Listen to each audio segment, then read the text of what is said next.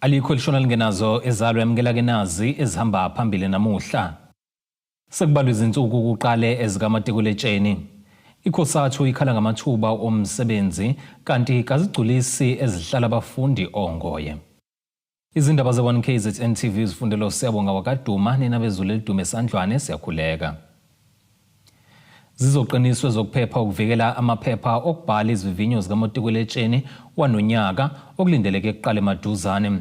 Lokhu ke kuvele ngesikhathi undunankulu wesifundazwe iKwaZulu-Natal uThami Ntuli nongqongqoshe wezemfundo kulesifundazwe uSipho Hlomuka behambele indawo lapho egaywa khona amaphepha nalapho ke beqinisekisile ukuthi ke konke sekumi ngomumo. Kuvele namasosha ezinhlelweni zomnyango wezemfundo KwaZulu-Natal njengabazobe bengabanye babagade ngelokhozi izithuthi ezosabalalisa amaphepha okuhlolwa kwabafundi bakamatikuletsheni ukwavikela angapotshuki. Ngaphandle kwesecurity esinayo esiqhashile njenge-different okudila nje nama-exam, kodwa futhi sisebenza namaphoyisa namasotsha na wonke nje ama-law enforcement agencies ukwenza isiqiniseko ukuthi akekho umuntu ongaphazamisa ama-exam, akekho umuntu ongatshontsha iphepha. Namuhla kuhlolwe isikhungo lapho kugaywa khona lamaphepha njengoba ke sekusemume ukuba kuqaliswe izivivinyo zokuphela konyaka. Lo mnyango ugcizelele ukuthi ke kangeke sibekezelelwe izenzo zemiphakathi ezingaphazamisa ukubhala kwabafundi. Kunekomiti elifaka wonke ama-department elifaka nomasipala elidila nama-exam ngenhloso yokuthi uma kukhona umphakathi obhikishayo endaweni ehlukahlukene, umasipala or imeya or uspeaker une-responsibility ukuthi enze ukuthi attende lo mphakathi khona ungeke udisrupt ukubhalwa kwama-exam. Kodwa iy'kole ezingenzeka zi-affectwe i-disaster sinayo futhi iplan yakhona ukuthi sokwenza kanjani uma kunemfundo ogcwele. Sinazo iy'nhlelo ezinye zokuhambisa amaphepha ngoba seseba nayo i-experience la kuthiwa ukuthi ibridge ligcwele kodwa akuweleki. Kodwa ke ngoba sisebenza nangamaphoyisa zikhona amanye indlela zokuhamba noma ungahamba emgaqweni ungahambe ngaphezulu as long as malifikile iphepha lapho futhi lifike lingazange livulwe. Kunenhlobo zakhona esisebenza ngazo lokho. Bangaphezulu kuka-173,000 abafundi abazohlalela lezi vivinyo kulesifundazwe nonyaka, kanti ke lesibalo sikhuphuka esisuka ku-161,000 obubhala ngonyaka odlule. Uzokhumbuleka ukuthi laba baqopha umlando bephasa ngo-89.5 amaphesenti belala ke isibili ngokuphasa kuleli.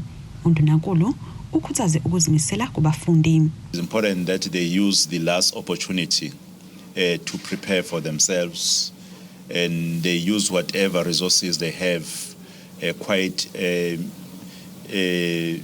a manner that will benefit them to do better in the examination. We are wishing the matriculants, not only the matriculants, but all learners who will be writing the examinations in this year, a successful examination.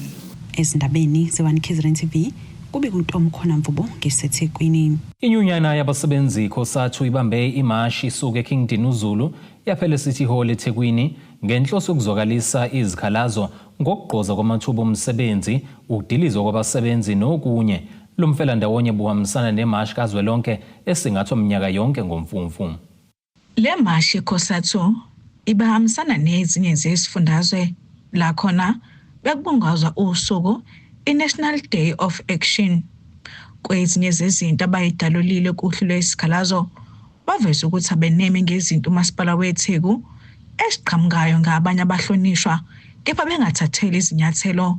Bathi kumanje kuneminyango ethintekayo eyintweni engahambi kahle ethinta ukusebenza kamasipala, kodwa ababoni lutho lwenzakalayo ngabantu abasuke bethinteka. La eThekwini kunama departments la eThekwini akaqhamuka kwimedia for wrong reasons ukuthi kunento ezithize ezenzakalayo kuma departments athize la ukuthi eThekwini kamasipala. Sifuna ukuthi into sifaka memorandum sithi siyayicela leadership ukuthi must rise above these issues.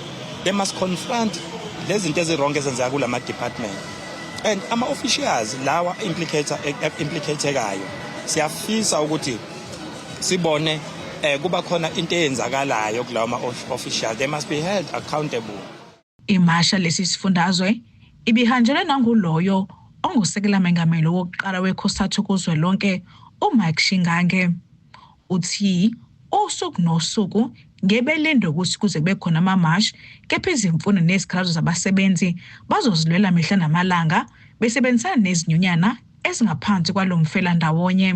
Unobhala weCOSATU kulesi sifundazwe ekhuluma nabezindaba uthi bagculisekile ngendlela amalungu abo bebekade hambele le mashi kulesi sifundazwe ngoba lokho uxhaso lezokuthutha bebekade belikhiphile. Yazi we are one organization ekwazi ukubiza imash ungakhiphi neyodwa transport.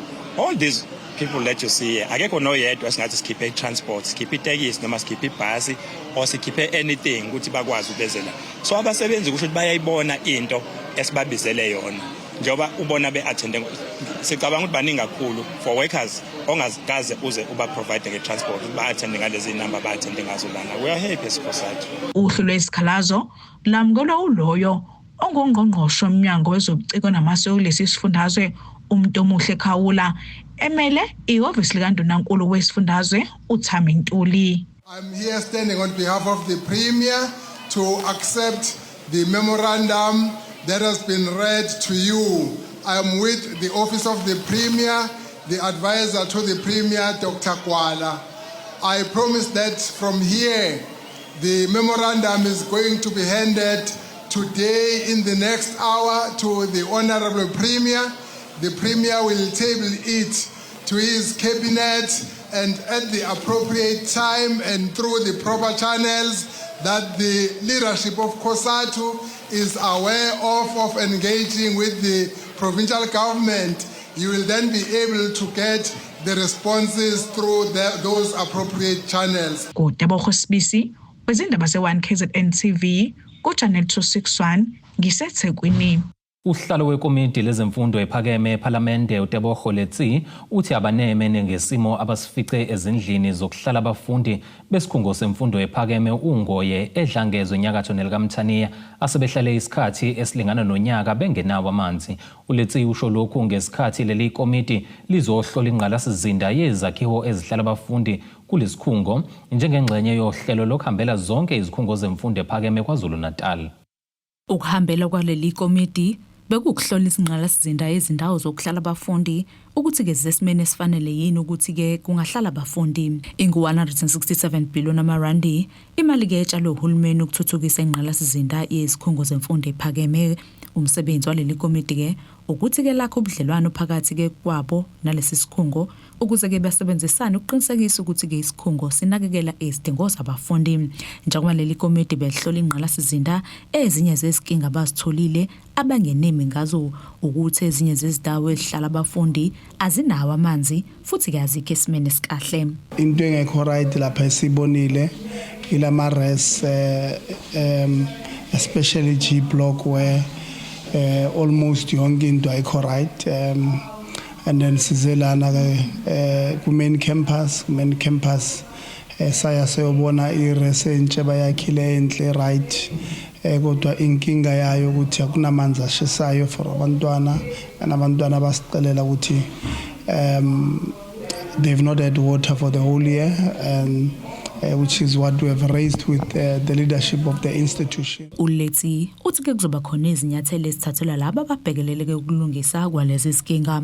Abantwana babantu abahlala lapha akusizi nje noma makade ahlala it's human beings and ukuthi baphuma emndenini engekho right abayengenamali akusho ukuthi kumele ba treated the way I think sibone ngakhona. So one of the recommendations that we'll definitely make is the consequence management on the people responsible in fixing this particular things. The second one is that within 3 months, we want them to give us, progress on what is it that they would have done. Izindawo zokuhlala abafundi ezingaphandle ngezinye ke zezinto ezisayinkinga ezikhungweni zemfundo ephakeme njengoba ke emaningi amacala okuhlukumeza kwabafundi abikwayo amanye ke phelele emoyeni engabikwa. Uletsi uthi ke isikhwama esilekelela abafundi ngezimali NSFAS izikhungo zabafundi kumele ke basebenzisane uma ke kubhekwa izindawo zokuhlala abafundi. Yesterday we learned that there were a shocking number of sexual harassment cases ezvuliwe, and you know, for a young child to open a sexual harassment case against a lecturer, against somebody, it's very difficult. So in the sector we do have a number of underreported cases of sexual harassment, but where we were yesterday the number is shocking, it's high. Ebonisayo ukuthi shuthi kunengxaki la kumele sizame ukuyisolve. Leli komiti likushayeleke elikhulu ihlombo ukwakhiwa kuphiko lwesikhungo sasenyuvesi seRichards Bay abathi ke silento edengwa umphakathi esezingeni elifanele.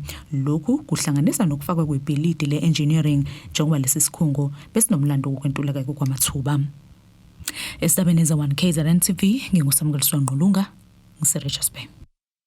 Umhlazi wezepolitiki ozimele uDokotela uZakhele Shamase uthi ukuphuma kwesinqumo senkantolo yokudluliswa kwamacala eBloemfontein esicacisa ngokuhlonzwa kwesilo misuzulu kazwelithini njengengonyama yesizwe samaZulu siqinisekisa ke ukunqamuka kombango wesihlalo sobukhosi endlunkulu kaZulu.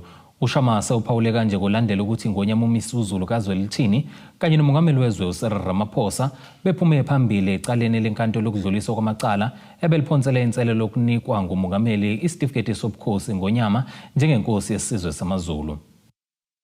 Uhlangothi weliphikisana nokuhlonzwa kwesilo imizulu kazwelithini umengameli lolo umntwana umbonisi Zulu kanye nomntwana uSimakade Zulu lwaphothela inselelo enkantolo isinqumo sikamongameli uthi wagagamela njengoba emhlanganweni wokuqoka kwesilo ungazange kubandakanye yonke indlunkulu ngesikhathi kukhonjwa kwesilo emhlanganweni wawunganye lo mntwana uma ngosithu Buthelezi osakhothama ngoNhlaba ngonyaka 2021. Lesi sinqumo lesesiwujuqu sekuzoba nozinzo embusweni kaZulu isilo sihlale ngokunethezeke ehlalweni saso kodwa ke fanele siqonde ukuthi lento ayiqala kwenzeka nangesikhathi senkosi sabusa uBhusha kwenzeka ngesikhathi sabusa inkosi isilo uSolomon kaDini uZulu kukhona umntwana uDavid Nyawana kukhona umntwana uThanda Yiphi ababefake ababethi ibona fanele bahlale ehlalweni sobukhosi. So ke akuyona into eqalayo lena into ehlala ikhona nesilo sigcizelele lokho noNdunankulu kaZulu uKhotheme wakusho konke lokho esikholwa ukuthi ke manje kuzoba khona uzinzo kuZulu abe munye abantwana bakuvume lokho ukuthi cha akusekho ukuthi futhi abaxabene bawumndeni owodwa. Umhlazi wezepolitiki ozimele uDokotela Zakhele Shamase uthi lo mbango wesihlalo sobukhosi uzodonse isikhathi eside kakhulu bese kufanele uphele. Bengathatha ngisho 10 years bengathatha ngisho inyanga bengathatha ngisho iminyaka emithathu kodwa ke ngenxa ukuthi vele ke sesiphile esikhathini la yonke into efana hamba ngehlelo oluthile kuya nokuba abantasatasa kwenkantolo yikho sekuthatha isikhathi eside kangaka hayi ngoba vele kukhona ukuxakeka nokudideka ngisho einyanyeni ukuthi ubani afanele ahlale esihlalweni bekudalwa isimo sokuthi kunesikhathi esithathwa zinkantolo kunesikhathi esichithekayo ngenxa yokuba amatasatasa kwenkantolo nokutholakala kwamathuba ukuthi izinto zenzeke. Ngakho ke lokhu okwenzekile manje kwamthetho umongameli ukuthi akenzange iphutha ukhipha isitifiketi. Okhulumela indlunkulu umntwana uThulani Zulu uthi lesakusese isikhathi sokubungaza uqheke kodwa ke kufanele indlunkulu ibumbane. Asingawazi ukuthi lesinqumo soletha inkanyiso kanye nesiphetho odabeni okweselithatha isikhathi eside mayelana nokwemukela kwesilo umisuzulu kazwelithini njengengonyama yesizwe. Inkantolo iqinisekisa ukuba semthethweni kwesinqumo sendlunkulu sangomhla ka14 kuNhlaba yaphinda futhi inkantolo yavuna isenzo sikaMengameli waseNingizimu Afrika sokwemukela isilo umisuzulu kazwelithini njengengonyama yesizwe samaZulu ngokusemthethweni. Ngalesikhathi ke ingonyama yesizwe samaZulu yelula isandla kuwo wonke amalunga asendlunkulu abumbane egameni loxolo nokubuyisana futhi selaphana imphefumulo sibe munye. Lezi sinqumo senkantolo sivuna ukwenzeka emhlanganweni lapho kwafundwa khona incwadi yefa eyayibhalwe kuNdlunkulu Mantombe owabamba ubukhosi ngemuva kokukhothama kwesilo uGoodwill Zwelithini kaBhekuzulu ngomhla zingama-20 kuNdasa ngonyaka 2021. Le ncwadi yayicacisa ukuthi isilo uMizulu kaZwelithini isona esithatha isihlalo sobukhosi. Ezindabeni ze-1 KZN TV kubiNkosi Mthembu eMpangeni. Ake sihlabena nali ikhefu siyabuya futhi nezinye masibuya.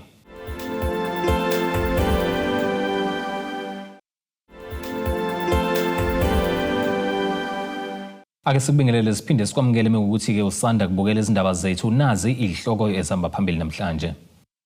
Sekubalwa izinsuku kuqale ezikamatikuletsheni. ICOSATU ikhala ngamathuba omsebenzi kanti kazigculisi ezihlala abafundi ongoye. Umnyango wezempilo ngaphansi kwesifunda amajuba usuqale uhlelo lapho befundisa khona intsha esuka kwiminyaka eli-10 kuya kwengama-28 ubudala ngendlela yokuziphatha ukuze bevikeleke kwizifo. Ongumqondisi walolu hlelo olubizwa nge-Adolescent and Youth Friendly Service emajuba uThuli Shange uthi bafuna intsha ihlale ifundisekile ngalolu hlelo bephinde beqonde ukubaluleka kokusondelana nomtholampilo. Umqondisi wohlelo le-Adolescent and Youth Friendly Service emajuba uThuli Shange uthi bafisa ukuba wonke umuntu omusha osizweni abe nolwazi ngezinsiza bangazithola emtholampilo. So namhlanje sisosizweni kodwa particularly osizweni 2 clinic la sizokwenza khona i-Adolescent and Youth Friendly Services i-Youth Zone Activation. So kahle simeme ama-learners from various schools within the area yasosizweni ngoba besifisa ukuthi wonke umuntu omusha within usizweni azi kabanzi ngazo zonke izinsiza kusebenza noma ama-programs or ama-services asemnyangweni wezempilo.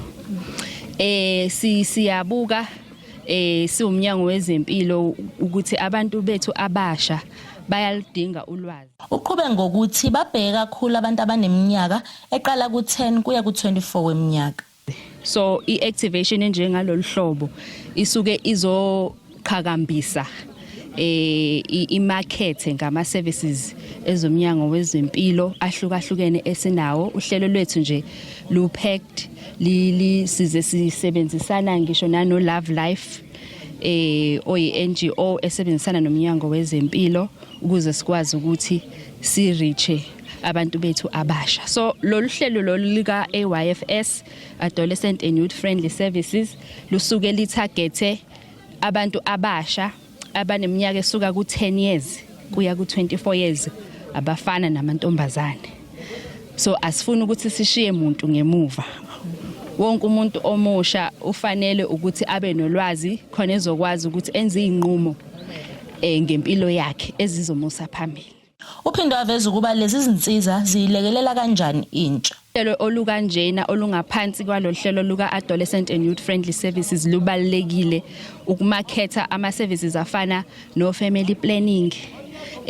Kunama services ahlukahlukene asuke emaketha kusukela from emaphilisini kuya emjoveni kukhona manje even ne-implant okwazi ukuthi uyisebenzise ukwazi ukuzivikela ukuthi ungakhulelwa isikhathi singakafiki.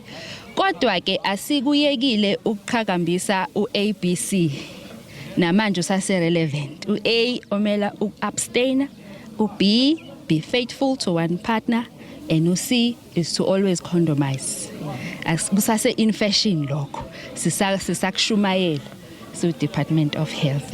So ezinye zezinhlelo lezo esobe sikhuluma ngazo khona wonke umuntu omusha osuka kulolu hlelo uyena osezoyosimela emphakathini jikelele nasezikoleni lezi abazobe beye kuzona. Kube kuthobe kadladla endabeni ze-1 KZN TV ngisosizweni eNewcastle. Kusinda kehlela kwesaguga sasengoleleni ngaphansi kamasipala uMzumbe ehlala endlini ewayo eyakhahlanyezwa izimvula kuqala unyaka. Uthuleleni Khumalo neminyaka engama-63 ubudala nofisa ukulungiselela umuzi wakhe uthi unovalo lokuthi indlu ahlala kuyo ingadilika noma yinini. Siphila kanzima isaguga sasengoleleni ogwini seningizimu nesifundazwe esikhala ngokuthi indawo esihlala kuyo ayimlungele njengoba esehluleka nokuhamba. Ngingibhekene nayo ongaphili angiphilile kakhulu Ngingaphilile kakhulu nje. Nenhlalo engihleli umuzi anginawo. Wawa umuzi wami la ngoJune. Ukuthi kule mvula enkulu ezazikhona. Wawa umuzi. Kuthe kusenjalo ngisazolungisa. Ngahlasela ukugula ngoApril. Njoba ngihlona nokusukuma ngetoilet. Nginaleyo nkinga nje ukuvuvukala umzimba.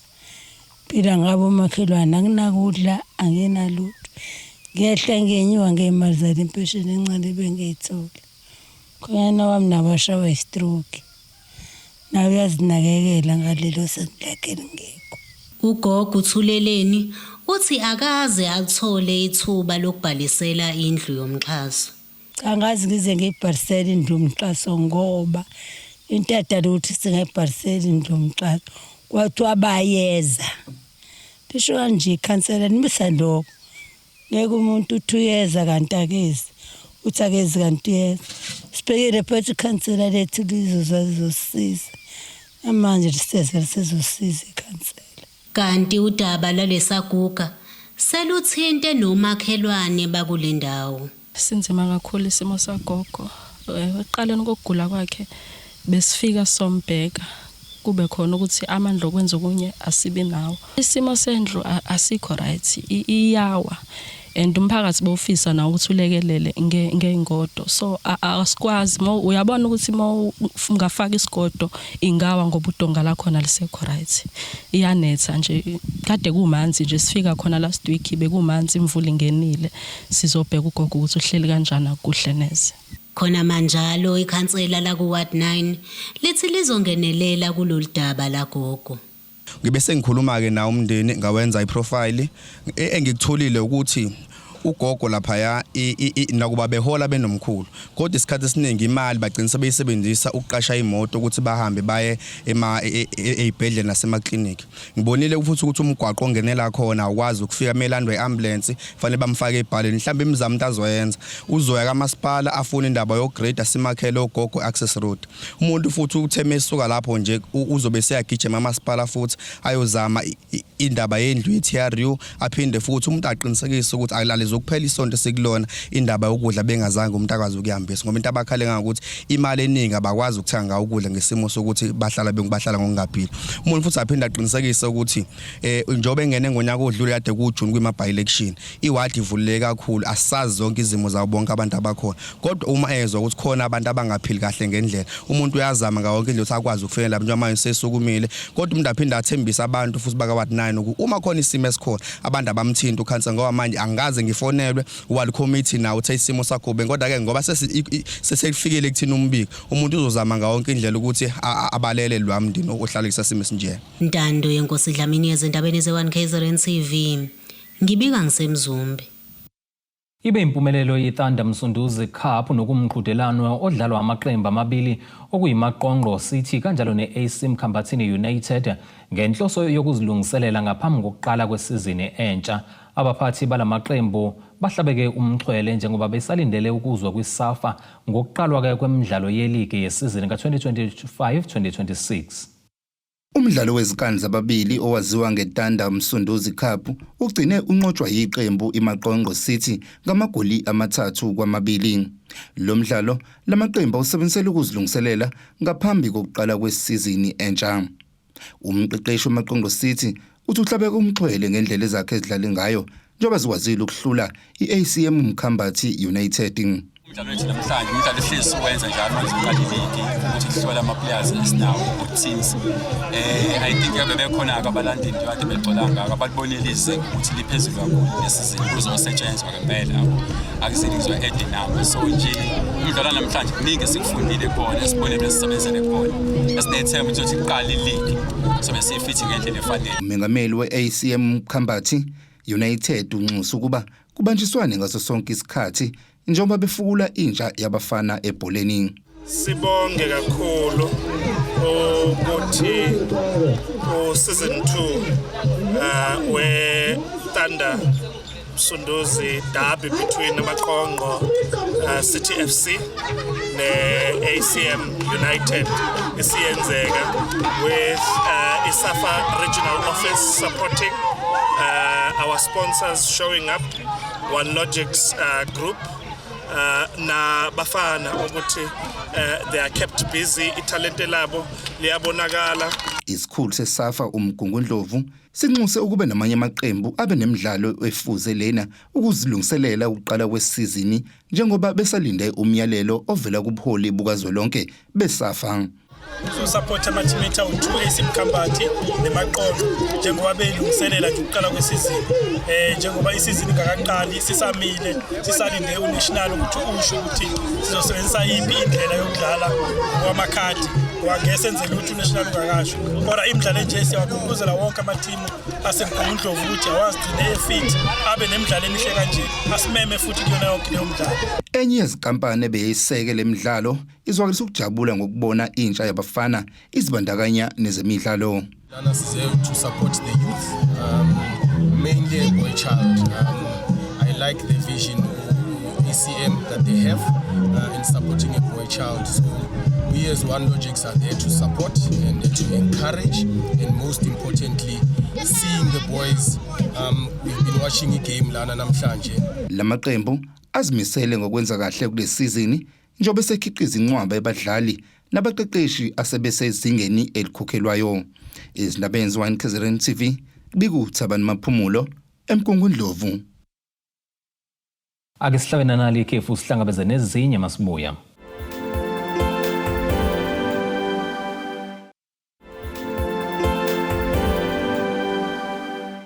Ake sibingelele siphinde sikwamukele ukuthi ke usanda kubukela izindaba zethu nazi ihloko ezihamba phambili namhlanje.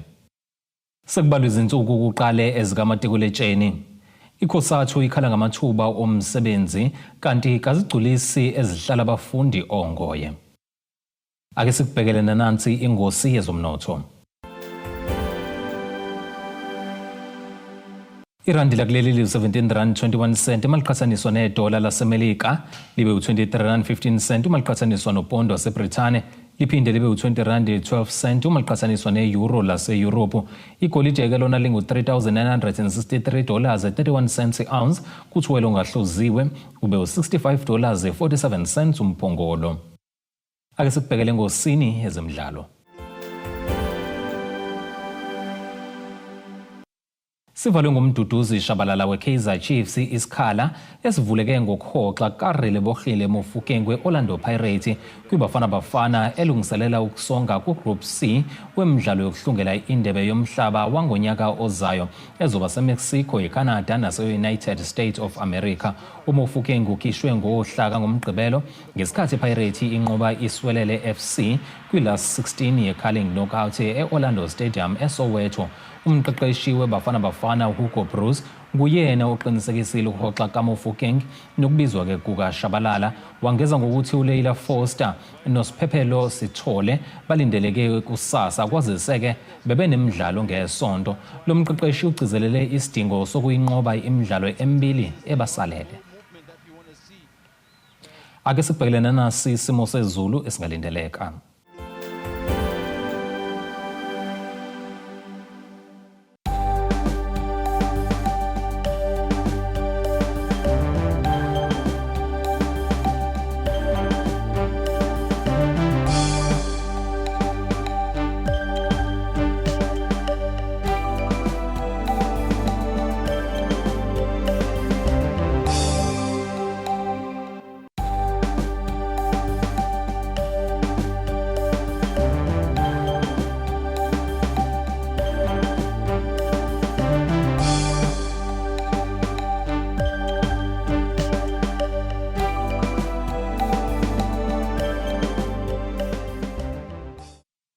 Zulumnyama undlala ezimhlophe ngeziguqisi bese kuphathele zona namhlanje sihlangabeze noma kanjani futhi kusasa ngesikhathi esifanayo. Abethuli bethu bezindaba baxhaswe iTulis Bayview Bridal. Ungabashayela kulezi zinombolo ezivelile.